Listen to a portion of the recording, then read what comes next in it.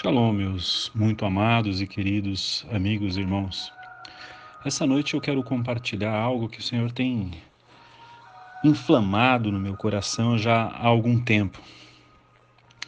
Então eu vou fazer a leitura, eu não vou nem dar título, porque é uma revelação ou é uma orientação do Espírito Santo para que o Senhor quer que eu faça e compartilhe com vocês. Quem tem a Bíblia, abre lá em Gênesis 2, aonde diz assim: no sétimo dia, Deus já havia terminado a obra que determinara. Nesse dia, descansou de todo o trabalho que havia realizado. Então abençoou Deus o sétimo dia e o santificou, porquanto nele descansou depois de todas as obras que empreenderam na criação. Aqui existe vamos dizer assim, uma compreensão errada, né? Que Deus descansou.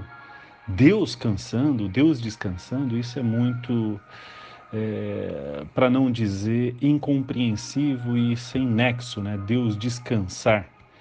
Quando fala que Deus descansou, na verdade está dizendo o seguinte, que tudo que Deus criou era completo, era perfeito, não tinha mais o que Deus fazer, porque Ele fez o alfa e o ômega, o princípio e o fim, o começo e o fim. Então Deus, ele não tinha mais nada que fazer. Então o que ele fez? Ele contemplou a sua obra e descansou na sua criação. O que é descansar na sua criação? É ver e falar assim: tudo está perfeito. Tudo foi feito com a perfeição que me cabe. Não precisa eu acrescentar mais nada. É no sentido de perfeição. O sétimo dia, ele tem a conotação de perfeição. Então a gente vai em Gênesis 7, onde diz: então o Senhor ordenou a Noé: entra na arca, tu e toda a tua família, porque és o único justo que observou diante de mim no meio desta geração. Novamente, porque és o único justo que observo diante de mim no meio dessa geração, porque daqui a 7 dias farei chover sobre a terra durante 40 dias e 40 noites e farei desaparecer da superfície da terra todos os seres que eu fiz. Passados 7 dias, desabaram as grandes águas do dilúvio sobre a terra. Aqui nós podemos ver que a porta da salvação é a justiça. Deus, numa terra tão populosa como hoje, na época de Noé, ele procurou no mundo todo alguém que espelhasse a sua justiça, alguém que ainda restasse de ter a sua imagem e semelhança. Ele encontrou de toda essa população que hoje habita sobre toda a terra, Noé, o homem justo. E através da porta justiça, que era Noé, Noé salvou mais 7 pessoas. Olha esse número, guarda esse número. Noé salvou a sua esposa, os seus 3 filhos e as suas 3 noras. 7 pessoas. Guarde esse dado, porque nós vamos discutir a respeito dessa numeração. Aí a gente vai para Josué 6. Os portões de Jericó estavam muito bem trancados, a fim de que os israelitas não pudessem invadir a cidade. Ninguém podia entrar nem sair da fortaleza. Então Yahvé falou a Josué: vê, entrego nas tuas mãos Jericó, o seu rei, os seus homens de guerra.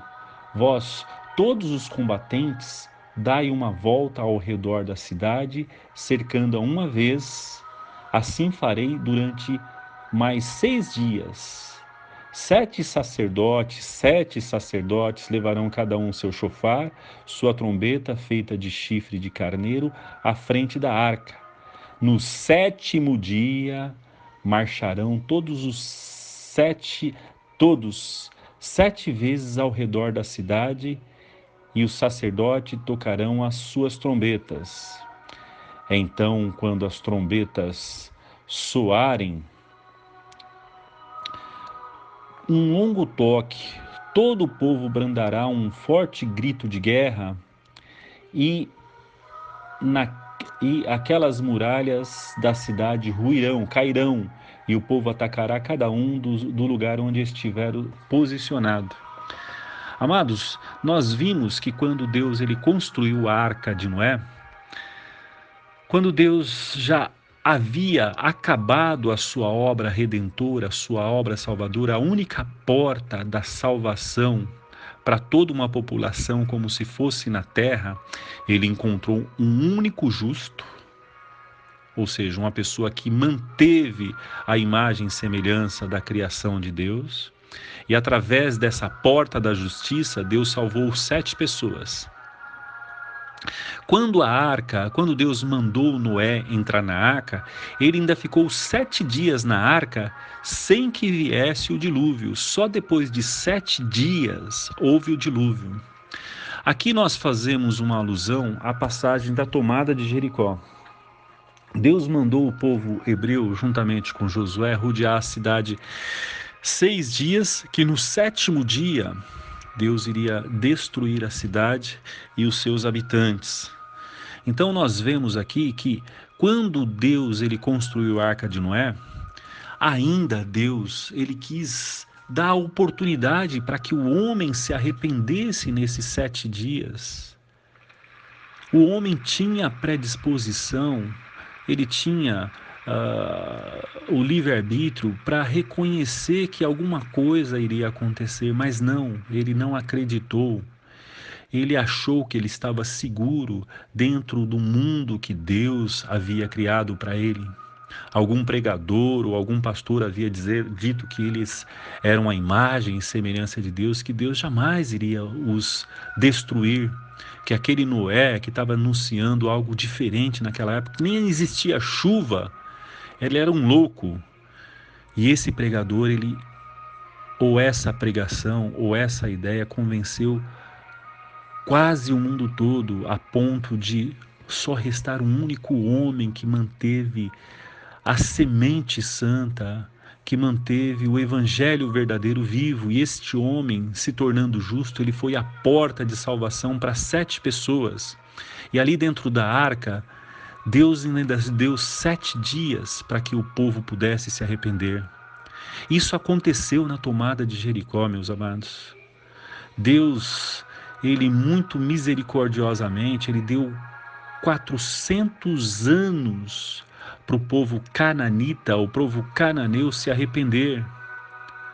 Mas a misericórdia de Deus é tamanha, a graça de Deus é tamanha, que ele deu mais 7 dias. O povo sabia que Israel era um povo escolhido, era um povo que carregava a arca de Deus, que carregava a presença de Deus, porque eles haviam ouvido falar da abertura do mar, de como o Egito foi castigado.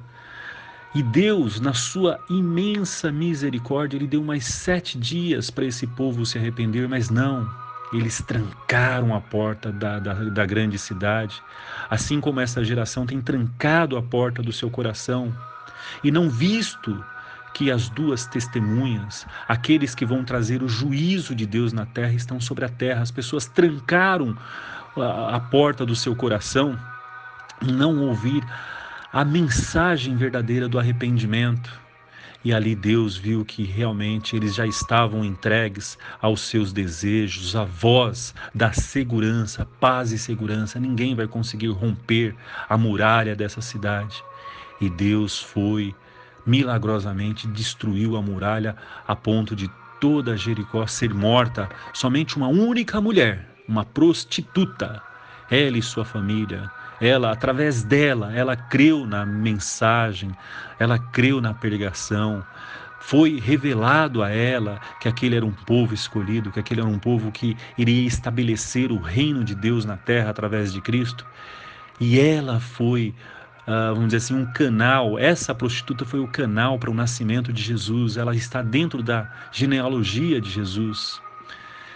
Então nós vemos que Deus, ele vai além, muito além da sua misericórdia, o seu juízo, ele é, até mesmo o juízo de Deus, eternas misericórdias. Olha a bênção, a graça, a misericórdia que Deus teve a este povo e ao povo da época de Noé. Deus é muito misericordioso, irmão. Mesmo o nosso coração estando impregnado de sujeira, de pecado, Deus, ele como um Deus misericordioso, ele até mesmo usa o ladrão da cruz como exemplo. Ele, naquele último momento, ainda ele fala: se arrependa. Eu sei qual vai ser o fim teu se você não se arrepender. Existe um inferno, uma chama ardente, e você vai queimar, você vai ter um juízo eterno naquelas chamas. Deus nos dá a chance. Se não, irmãos, vamos lá novamente em Daniel 12, aonde diz: naquela época, Miguel, o grande príncipe que protege o povo de Deus, se erguerá em benefício dos filhos do teu povo, e haverá um período de tribulação, opressão e aflição como nunca houve desde o início das nações até então. Contudo, naquela época, o teu povo, ou seja, Israel, toda pessoa cujo nome está e toda pessoa cujo nome está escrito no livro da vida será liberto. Multidões e multidões que dormem no pó da terra acordarão, uns para a vida eterna e outros para a vergonha e humilhação e para o desprezo eterno. Os que têm entendimentos e são sábios resplandecerão como o fulgor do firmamento, e todos quantos se dedicarem a conduzir muitas pessoas à verdade e à prática da justiça serão como as estrelas, brilharão para sempre por toda a eternidade. Porém tu, ó querido Daniel, trancas em segredo mediante ao selo as palavras do livro até ao tempo apropriado do fim. Muitos farão de tudo, correrão de um lado para outro em busca de maior saber, e conhecimento se multiplicará e muitas vezes. Amados, aqui nós estamos tratando das 70 semanas de Daniel, que já está acabando. É tão triste, Deus ele parou o relógio dele nas 69 semanas. Falta somente 7 semanas. Falta somente uma semana, quer dizer, 7 dias, para o grande juízo de Deus, para Deus derramar o juízo dele sobre a terra, para abrir a porta do inferno. Para o homem que não amou Deus, para o homem que virou as costas para Deus, experimentar em vida um pouco do que ele vai experimentar na eternidade do inferno. E a porta da graça, a porta da justiça, Noé, Deus está abrindo uma porta na arca hoje, a porta da graça, para que nós possamos entrar e salvar a nós, os nossos filhos, as pessoas amadas, os nossos cônjuges. E nós estamos brincando, nós estamos fazendo planos para essa terra, nós estamos com os nossos olhos focados numa melhora dessa pandemia que está lá fora, para que tudo volte ao normal, sabendo que o relógio de Deus falta uma única semana para dar as 70 semanas e o juízo de Deus vir e consumir essa terra. Enquanto uma noiva que se preparou, uma noiva que buscou, uma noiva que creu na promessa de Deus, que Deus iria buscar os seus para levar ao descanso eterno, para levar aos céus, para que nós possamos habitar o novo céu e a nova terra, estes Deus vai guardar nas bodas do Cordeiro, que durará 7 anos. Enquanto a noiva querida, a noiva amada estará 7 anos lá no céu, gozando da presença de Deus, gozando de todos os benefícios, de toda a herança que Deus preparou antes da fundação da terra, lá no céu, 7 anos, aqui estará 7 anos o inferno aberto e o juízo de Deus caindo sobre a terra. Por isso, para fechar, meus amados irmãos, que nós possamos crer nesta pregação que João Batista inaugurou no Novo Testamento. Sim, Noé também, ele pregava o arrependimento. Josué pregava o arrependimento. Tanto o povo da época de Noé, quanto da época de Josué não ouviu. E aí Deus mandou um profeta dele que apareceu em Mateus 3 dizendo: naqueles dias surgiu João Batista pregando no deserto da Judéia e dizia: arrependei-vos, porque o reino dos céus está próximo. Jesus, em Mateus 4, naquele momento em diante, Jesus passou a pregar, dizer: arrependei-vos, porque é chegado o reino de Deus. Amados, se nós formos para Mateus 25, a voz da meia-noite, a voz que está dizendo: eis o noivo, ele está sobre a terra, meus amados.